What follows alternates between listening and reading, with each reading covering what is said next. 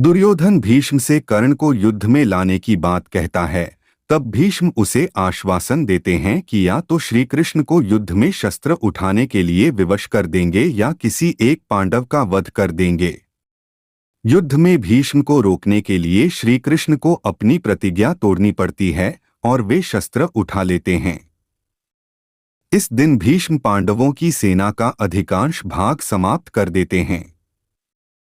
मार्गशीर्ष शुक्ल 14 को महाभारत युद्ध प्रारंभ हुआ था, जो लगातार 18 दिनों तक चला था। अर्जुन का भीष्म पितामह पर आक्रमण न करता देख श्री कृष्ण क्रोधित हो गए और अपना सुदर्शन चक्र लेकर रणभूमि में भीष्म पितामह के समक्ष खड़े हो गए। भीष्म पितामह भी प्रणाम करते हुए वासुदेव के हाथों से मुक्ति पाने के लिए तैयार हो गए। तभी अर्जुन दौड़ता हुआ आया और वासुदेव को रोकते हुए उनकी प्रतिज्ञा याद दिलाई और उन्हें वापस लेकर गया।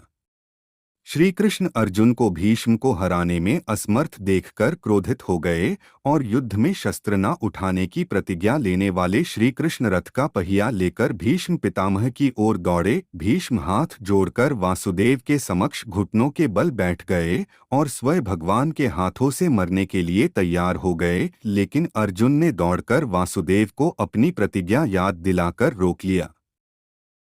वासुदेव को पता था कि जब तक भीष्म है पांडवों के लिए युद्ध जीतना असंभव है, इसलिए उन्होंने अगले दिन के लिए रणनीति तैयार की। श्री कृष्ण के इस कार्य से अर्जुन उत्तेजित हो गया और कौरवों पर वज्र के समान गिर पड़ा।